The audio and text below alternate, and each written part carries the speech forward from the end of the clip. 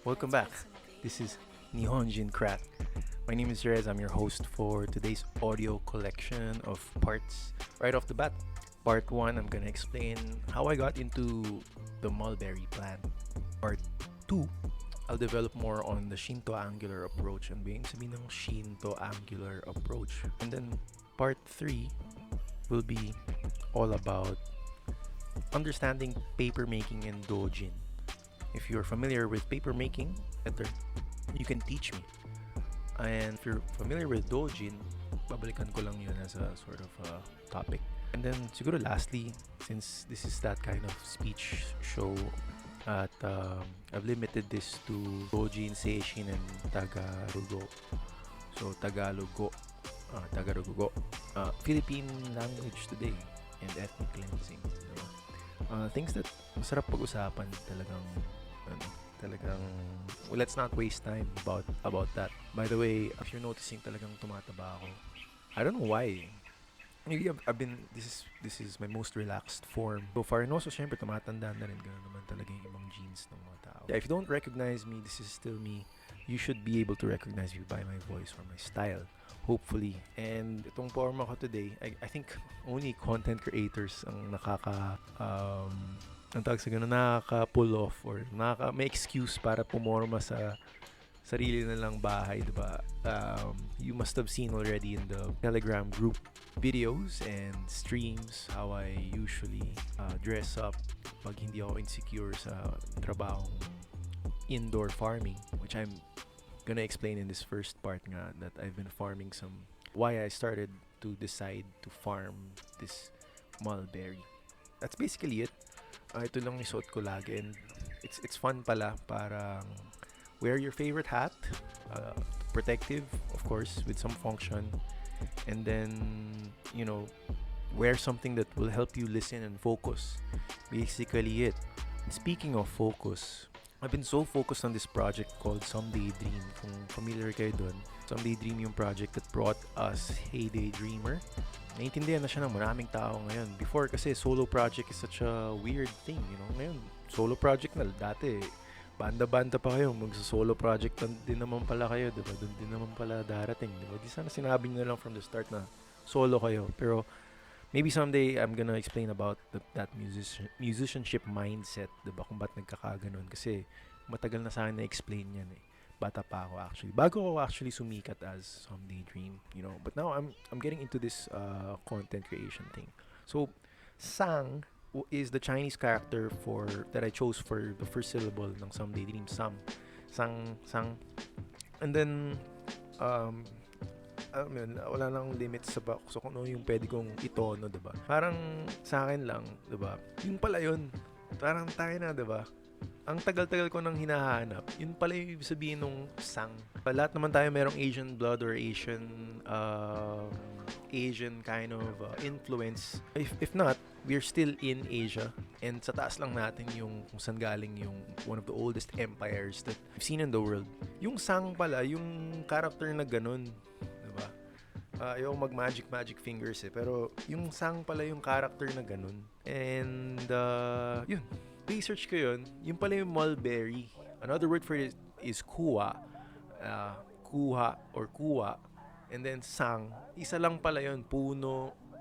Sorry ginear up ko na eh. Pero yun na pala yun. Sang. So, working on the trending onomatopoeia of that word. Ano ibig sabihin ng sang. Sanga, puno, sang, kanta, puno, mulberry.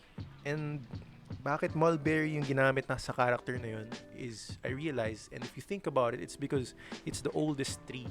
Ito yung pinaka valuable na puno ng Asian Chinese culture. It's one of the 4 parang super biggest inventions of the Chinese culture. One is paper making. Di ko alam yung ibang tatlo. Ramp up ko na yung let's go. So, kaka-research ko ng mulberry. Yun, nagtanim na ako. I'm showing you a bunch of stuff here that I've been doing for the past month. Kaya ako nahirapan mag-podcast. At tinigil ko, diba, yung sinabi ko nga sa kabilang video. Parang, ganito na yung ginagawa ko eh. Parang, nahirapan ako, to be honest. And now I'm explaining naiintindihan ko yung sang. Pumasok sa akin yung spirito nung character na yun. Okay? Yun lang yun. At I'm looking at the time over here. Parang yun na ata yung pinaka masasabi ko eh. Pag kaka-drawing ko nung sang, kaka-signature ko nung sang, alam mo yun, pumasok ko sa akin, naintindihan ko na yung sabihin kung bakit hindi na-record, namabot ako doon sa limit ng track. Pagkatagal-tagal na palang ginagamit tong sang, yung mulberry tree, panggawa ng papel. Yun na yun sa Tagalog, yung parang tinatry ko ng seryosohin. But I'm trying to have my fun with it, and I think I just really wanted to focus on that fact, that if you understand sort of lines, strokes, kaya pala yun na yung pinili nila. Kasi nga, may nakausap akong Chinese eh. Alam mo naman mga Asian people, mag-explore ka lang ng Chinese world or ng Asian world or the Chinoy world. Makakausap ka talaga, tapos may sasabihin silang, alam mo yung mga Chinese very trivial yung mga bagay, which I love about Chinese culture. Very trivial yung mga bagay. Tapos parang trivial means malit na bagay lang. Tapos share nila yan sa'yo. Isa pala yan sa pinaka na-invento talaga nila.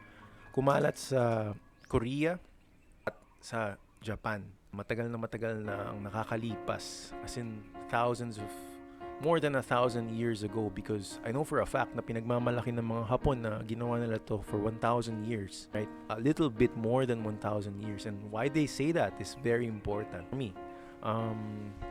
Which is Nagashizuki, yung pinasok kong realm of creativity. The Shinto angular approach idea here is Shinto meaning, yung sa natural yung parang animistic yung Shinto, diba? And yung angle nun na tama sa akin is because we grew up na pinalaki tayong environmentalists, diba? Na laki tayong may hilig sa siyensya. Tinatry ko talagang gawing Tagalog. we love science, and we learn science from studying natural things. There's natural science, that's the biggest, and meron pa yung biology which concerns human stuff, right? If you want to go there, but if you just want to go to the sort of the 90% of everything else that we don't know, that's natural science alone. A metaphor for that or an analogy for that, parang katumbas nun is we haven't actually explored most of the earth, and we want to dare explore space and other things. So branches yan of science stuff, diba? Shinto because yung approach ko is towards kung ano yung malapit sa history ng Pilipinas kasi dito ako nakatira at kung paano yun nagre-relate dun sa pamumuhay natin. Hindi kasi matanggal-tanggal dito. I-try kong explore lahat at i-record na lahat talaga ng ideas eh. Hindi kasi matanggal-tanggal sa Pilipinas, dito sa atin, diba? It's a phrase we use, right? Dito sa atin, only in the Philippines, daw, na hindi matanggal-tanggal talaga yung tribalismo, yung pagmamahal sa ganun, sa ganyan. Sabihin ng artist, design, sasabihin ng iba, ganun sila pinalaki. Iba-iba yung rason talaga eh. Pero sa akin kasi, hindi talaga matanggal-tanggal eh. Rooted na yung doon eh. And even Christianity has been clear about that, na ginamit ng mga Katoliko yung folk Christianity para i-convert, diba? Matagal na yung nakakalipas. I-convert from tribalism to Christianity. And tinawag doon folk Christianity kasi pinalitan yung mga deities eh. Yung mga dati Diyos ng ganito, Diyos ng ganyan. Shinto yun eh. Animismo yun eh, diba? So, hindi ko alam kung may influence na tayo ng Hapon nun. Pero parehas lang yung ginagawa yung mga pinatay nila na Shintoists dun ng mga Hapon. Pinaltan lang nila eh. Ganun din naman yung ginawa ng mga Katoliko dito eh. Parang ginawa lang ang Shinto angular approach nga. And magdig ka na magdig. Actually, a lot of Jesuits know that. A lot of Jesuits work with the Japanese people. I think there's a movie about this. Andrew Garfield and then the old guy. So watch that kung anong talagang nangyari sa history part na yun. And that approach is what I'm really looking for because parang yung mind ko, dahil nga ito yung trip ko, is sarap na sarap dun sa history na ganun. And usually tinago. Okay? Usually tinago. Ngayon pa lang natin nalalaman sa I'm gonna suggest some YouTube channels pero nakakalimutan ko yung pangalan. Pero nakakapanood ako ginagawa nilang cartoons yung mga history ng mga Hapon. Kung ano man yung nila, yung naging journey din nila sa spirituality, yung seishin na tinatawag. Ganun na yung naging parang Shinto angular approach yung tawag ko dun, diba? Yung Based Tagalog gumagamit talaga ng Shinto angular approach. Pakinggan mo ng pakinggan yung pinagsasabi ng mga nagbe-base Tagalog or nagtatagalog na humble lang talaga magtagalog. Sinasabi lang nila yung, ano yung Tagalog, diba? Pakinggan nyo na mabuti yun. They're all based dun sa... hindi naman based din sa Shinto eh. Parang ginagamit talaga nila yun kung ano yung natural nga eh. Shizen na taireru. Ginagamit talaga nila. Kasi anong gagamitin mo eh, diba? And I learned also that, you know, we should also be able to learn that if we give back more to nature, nature also provides for us. So bahala na kayo kung paano nyo i-apply yun. Yun yung Shinto angular approach na talagang sinasabi ko these days. Third part, let's go. Understanding paper making and dojin. I'm gonna start this recording, by saying na nung na-discover ko yung Naga Shizuki, naiyak talaga ako kasi parang nahulog ako dun sa of videos na super rare. I'm gonna share it with you. I made playlists. Actually, isang playlist lang yung magagawa mo sa YouTube dahil sa sobrang rare rare at luma na talaga. As in, ancient na yung industry na to. Actually, non-profit na nga yung tawag sa kanya or art style na talaga or artwork na yung pinapasok mo mismong medium. Pag ginagawa mo to, it's called washi, creating washi, and I wanna be able to apply it in my life because nagets ko na na yun yung sang, yun yung sang talaga na character. And I guess sarap lang ako nung naintindihan ko yun. Tapos yun nga, kaka-drawing ko ng ganun. If you see my previous artworks, it's all like strokes and like layers of that. That's really my style in terms of art. And then paper making is my goal now. Paper making, Naga Shizuki is sort of the... Paano ko ba kino-convince yung sarili ko na totoo na to? Is na-dedicate ko na yung parang rest of my life for this. At nasasabi ko na yun at nare-record ko na yun. Dahil nga, lumampas na rin ako sa 6th month of like, just pukpok na yun na nga eh. Kaya nga tumigil ako sa ibang bagay eh. Na-research ko ng maayos kung paano maging professional for it. And I have been reverse engineering Naga Shizuki Japanese paper making so that I could do it on my own. And there's not a lot of there is a lot of material on paper making. I don't want to get this wrong because it's related pala to nation building. So sa utak ko,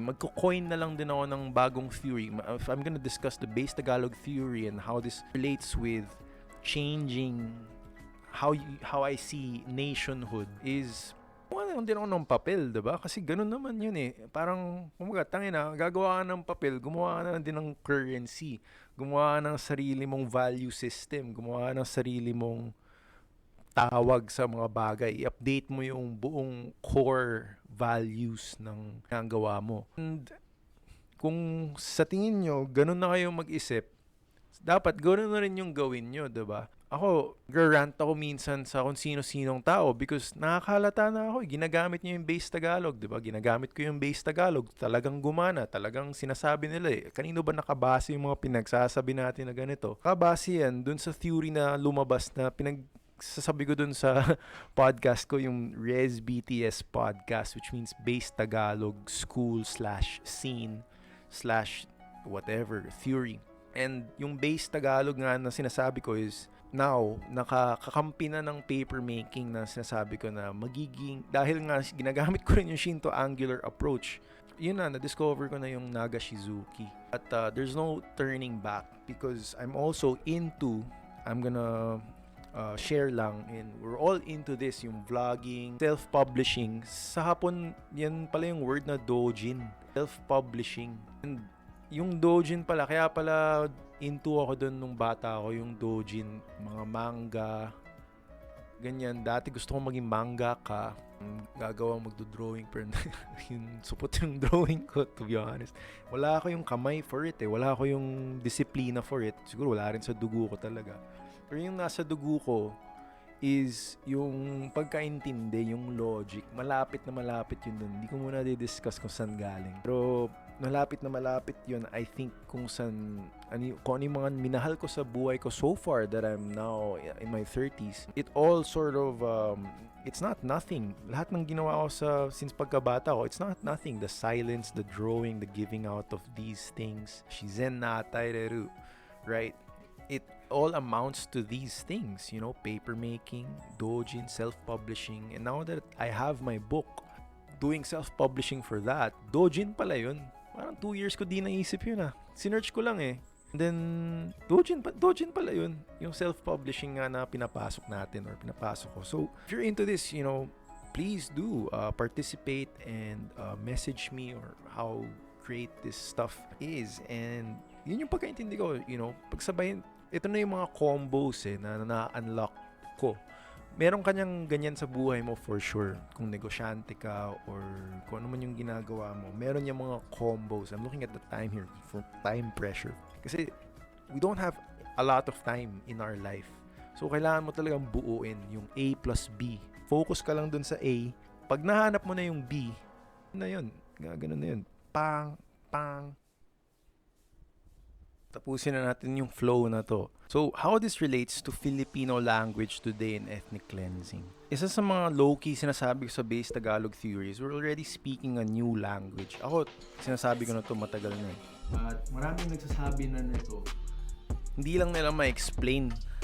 Kaya yung sinulat ko yung libro ko, yung 22 sa May de la Costa, isa sa mga intro nun is, this is a Based Tagalog fictional story. Tumbas nun yung totoo. What I think is the new theory is that Based Tagalog na yung maraming bagay, hindi lang sa maraming bagay, halos lahat na Based Tagalog na kasi bago lang yung Tagalog historically pero natututunan na ng mga tao kung pagkakalat ba naman ng Pinoy sa mundo eh. Yun yung point ko diba? Filipino language today, yung Filipino part is being deleted because of the stronger tribalistic, Shinto angularistic whatever that is in Tagalog, nandun sa Tagalog talaga eh. Wala naman sa Filipino eh. Aral ako ng Filipino sa school eh. Yung mga Filipino teacher ko, Englishero.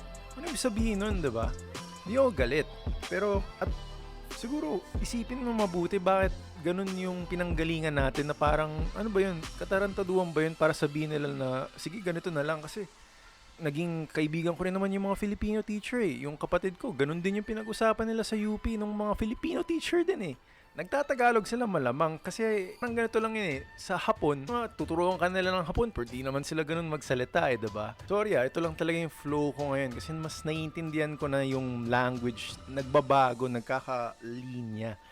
Hindi naman importante dun yung ma-insecure ka paano magsalita yung ganito sa ganyan. Mas magaling ba sila mag-sound like that? In this way, are they able to use English and weaponize it? And it applies to any siguro power, right?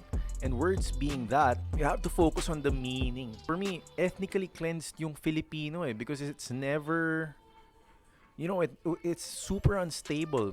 The most stable thing that people do is apply other languages and really identify themselves and identify themselves, period, ourselves, and be sort of and accept where we are right now. Kung nasa na ba tayo, diba? Nandito lang eh. Nandito na lang yung answer. Sa Pinoy ako pakita sa mundo. What the fuck is that shit, man? We don't do that. Actually, we hide. We assimilate, diba? Sa ibang bansa ka, doon ka nga magpa-practice ng language mo eh, diba? Pag nasa ibang bansa ka. Mga Phil-Am nga, hindi na makapag-practice ng Tagalog eh. Kasi ewan ko, nakapag-practice sila doon. Kung galing ka kung Phil-Am ka or nasa ibang bansa, nakapag-practice ka ba ng language mo? Still, maraming nagtatagalog na buhay nandito. So, ang point ko, kahit anong mangyari, diba? Dahil nga naniniwala tayo na tumitira na tayo doon sa lingwahe. That's a concept I got from Metal Gear. Right? I'm gonna put it there. Yan. Yung nagsabi niyan, totoo yan. Doon tayo tumitira sa lengguwahe. Eh, kung doon ka nakatira, kunyari, bad example is yung tatay mo di marunong magtagalog. Pag-isipan mo yun, diba? Ano yung sabihin nun para sa'yo, para sa pamilya nyo? Or kung Tagalog ka or hindi ka Tagalog, pag-isipan mo rin yun. Kasi konti na lang yung Tagalog eh.